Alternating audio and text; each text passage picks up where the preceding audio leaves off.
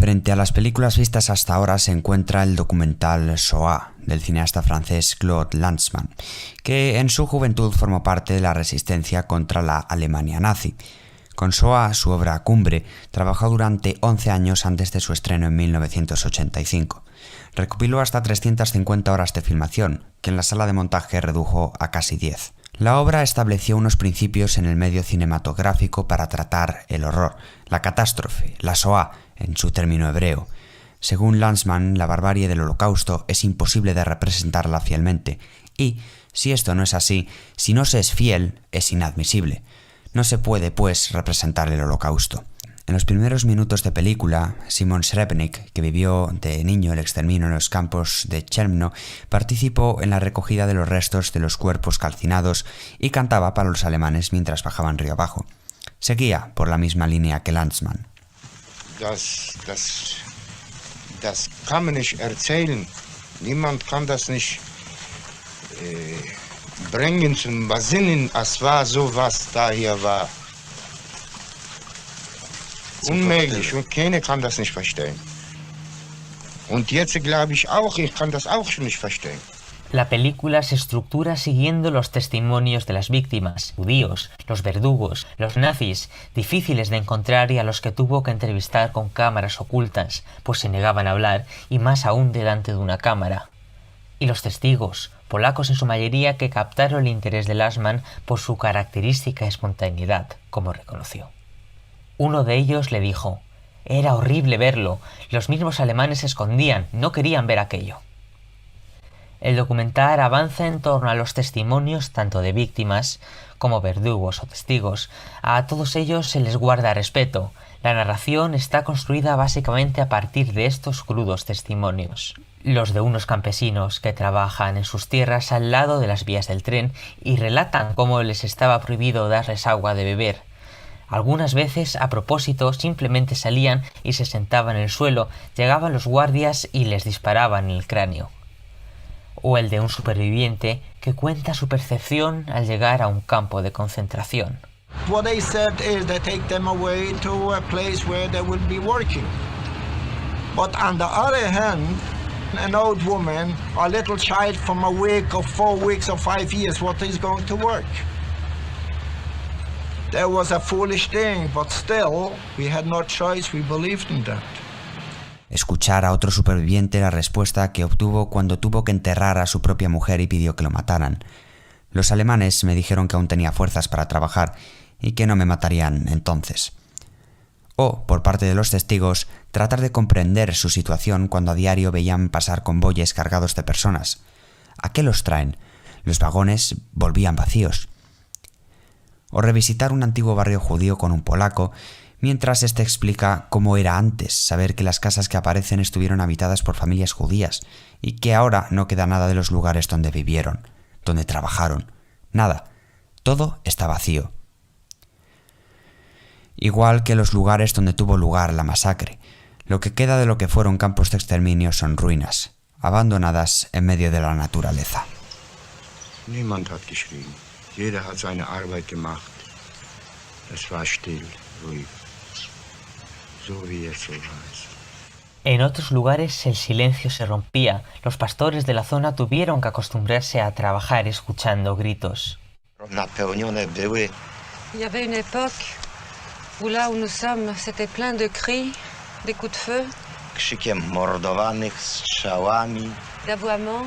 Escuchamos también a quienes se encontraban dentro de aquel estruendo, entre los gritos. You didn't know what had happened. You had no time to think. All you heard is you crying, and all you heard all the time was the hollering of the people. Und in dem Moment hat es angefangen. Gebrüll, Geschrei, aussteigen, alles aussteigen, schreien. Also schreien, Gebrüll, ein Getöse. Aussteigen, alles aussteigen, Gepäck zurücklassen. Und dann sind wir also einer über den anderen hinaus.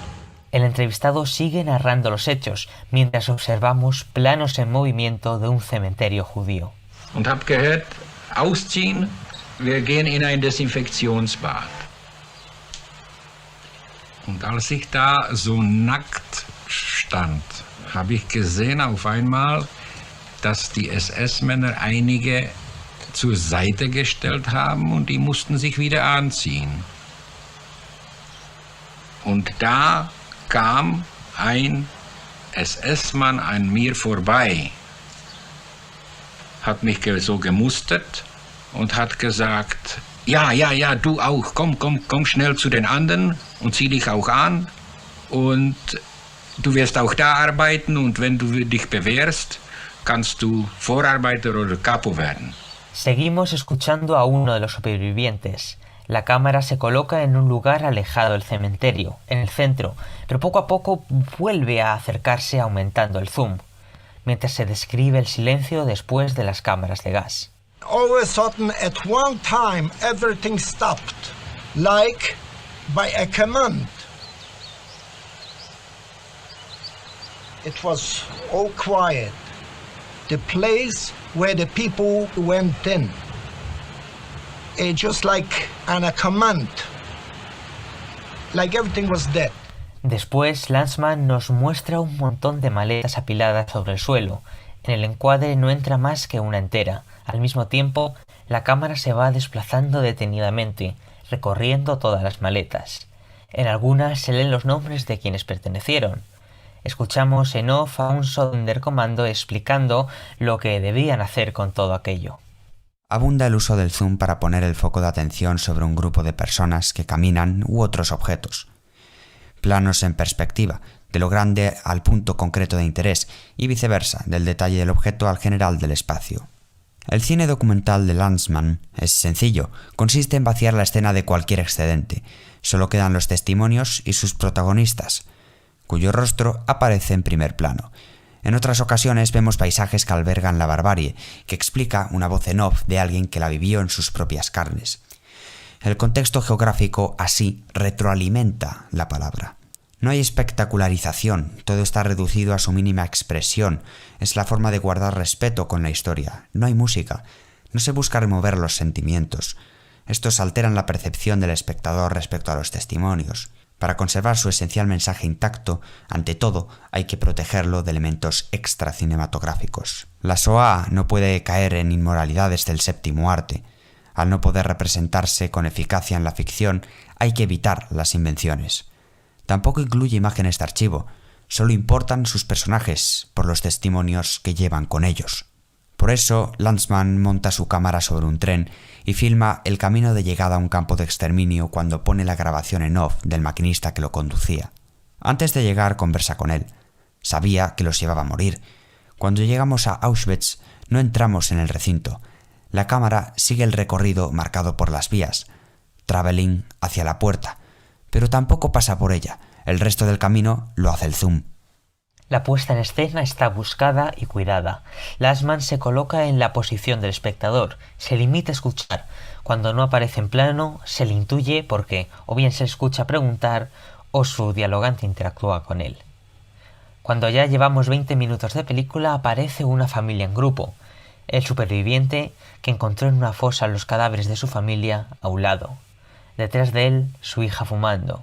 La traductora interpreta su testimonio. Ahora hay que decir lo de que se suscriban y esas cosas. Vale, pues si te ha gustado el programa, dale al like y suscríbete para apoyar este tipo de contenidos. ¿Qué contenidos?